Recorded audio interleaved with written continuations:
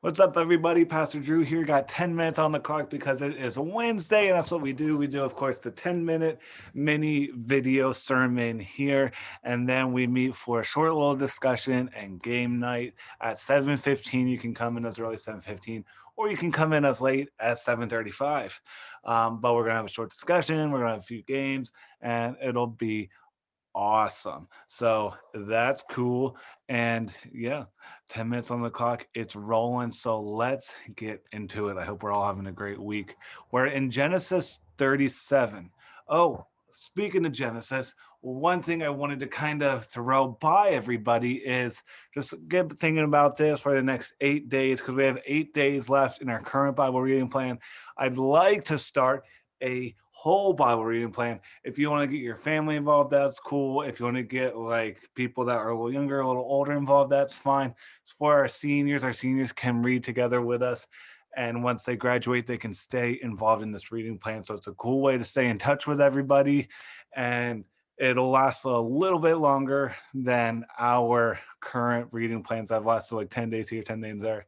We're actually going to read through the whole Bible together. If you've read through the Bible already, this is still a good thing for us to be involved with together. I've read the Bible already too, but every time I read it, I just find new things that I get blown away by, new things to rock my heart with, and new ways to seek redemption and everything like that. So, really cool. Hope you join us with the adventure through the Bible that we're going to go through. Tell me what you think about it. But with that said, we have only a few minutes left. Time is ticking away. Let's get to Genesis 37. And if you're at Genesis 37, we're going to go from 12 to 36. I'm not going to read the verses, but I will talk about what happened. And before tonight, if you want to read the verses 12 through 36, just to see what went down, feel free to do so because it is a ridiculous part of the Bible. I'll just sum it up what happens, right? Because last week we beat up on Joseph a little bit. Joseph came in hot. He knew he was the favorite son. He got special clothes because he was a favorite son of his dad. He was born last, he's the youngest son. So all of his other brothers and everything like that are a lot older than Joseph is. And Joseph had a dream that he would rule over his older brothers and his dad and his family. And what did he do? He talked about it. And we talked about how that might have been silly. We talked about how we might have felt. We talked about pride. We talked about communication and a whole bunch of crazy stuff. But this week, today, we're going to see kind of the ugly things that his brothers did. We focused on the ugliness of Joseph. Now let's kind of focus on the ugliness of his brothers because his brothers do get pretty nasty, right? So his brothers are working out in the field. They're doing stuff, right? They're doing normal things. They're just doing their day. They're working. And back then you worked in the fields. And Joseph was walking around in his fancy little robe. And this is like a few days after he talked about his dream, and his brothers saw him. And the fields, how you might drive to work or get driven to school today, it's not really right next to your house. Well, this was a little bit out from the house. Nobody could just look out into the yard and see Joseph or see his family working. No, it didn't work that way. It was a ways out from where people lived and where people worked. So he was a ways out. He was doing his thing. He ran into his brothers, and his brothers were like, "Oh, there's that dreamer. There's that dreamer guy that thinks he's better than us. What are we going to do?" So they took him, right? They took his robe, crazy, and threw him into a ditch. They took him and threw him into a ditch. Like there's so many different words for it, no matter like what translation you read. There's like cistern, hole, whatever. But a deep hole in the ground, a ditch, is what they threw him in. they chucked him into a ditch. I've never been chucked into a ditch before. I've rolling down a hill a couple of times, where you go sideways and you just start rolling over like shoulder over shoulder and stuff like that with your body straight out. stuff like that. I've done that before, but I've never been thrown into a ditch before. I feel like I would like break body parts and stuff like that, break an arm, break a leg. It'd be really ugly. I feel like if I was thrown into a ditch, it wouldn't be good. You could probably die from that. They probably thought Joseph was dead, and they took his robe, right? Because they have to tell dad something. They have to tell the boss something. We don't know what happened to Joseph, but look, let's put animal blood on it. And after we put animal blood on it, we'll just show it to dad, to Israel. That was his name, Israel. They'll just show it to him and let him make up a story. Let him decide what happened to Joseph. And of course, when he saw it, he was like, oh my goodness, Joseph is dead.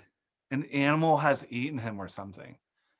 And he started to mourn and started to forget about Joseph because in his mind, his son was gone. He still had his other sons, but stuff like that. But we've lost friends, right? We've lost friends before. And even if we have other friends, we lost one friend. It's still a hard thing to take. He lost his friend. He lost his son. He lost his precious son, Joseph. And this cloth was the evidence. Meanwhile, in Joseph's world, Joseph was rescued by somebody from this ditch and then sold for not a super high amount of money to Egyptians, I want to say. And he was sold to Potiphar in Egypt, a huge ranking official. So, yeah, Joseph goes from like mocking his brothers, saying how he's going to rule over his brothers, to being thrown into a ditch and sold into slavery. He goes from being part of a fancy family that owns work to being sold into slavery.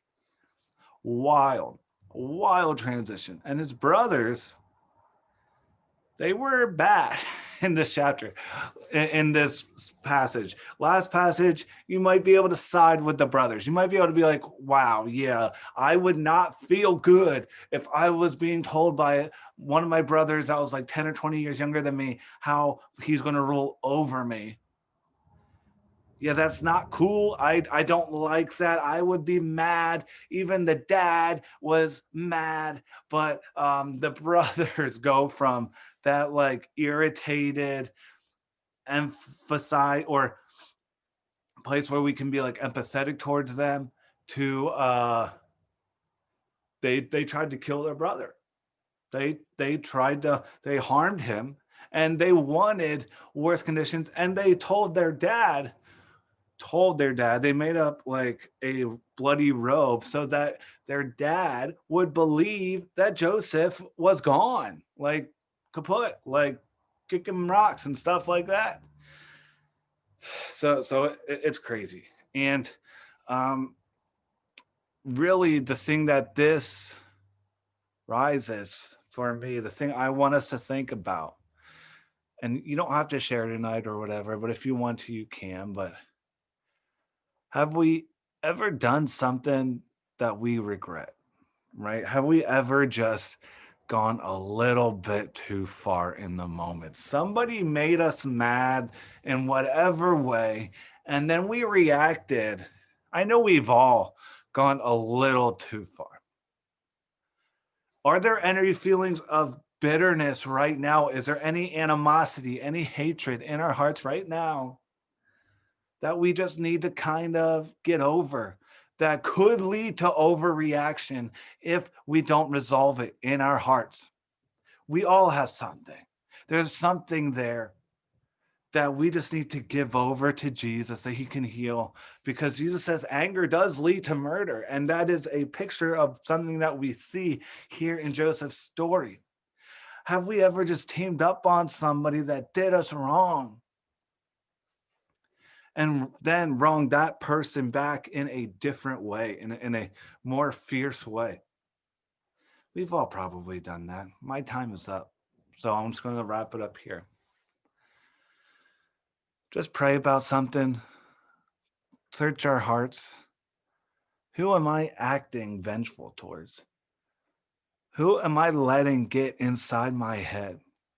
Who am I ganging up with against somebody? Where do I just need to change a little bit? Where am I not treating my friends, my acquaintances, even perceived enemies? I don't like using the word enemies, but like people we don't like. Who out there are we just like holding grudges against that we're putting ourselves in a dangerous spot? Because we do not want to act like Joseph's brothers. We want to act in love, forgiveness. Any bitterness we hold in our heart gets held against us by Jesus. You know, we need to forgive in order to be forgiven. Where are we not letting forgiveness happen? All right, Oasis, I love you. I can't wait to see everybody at 7:15 or 7:35. We're going to kind of stay on this whole like relational weird family thing, weird friendship thing where we just get into these weird conflicts and then it's just they can build, they can explode, or we can let it go. All right. Love you guys. See you tonight and peace. Hang in there. Love you.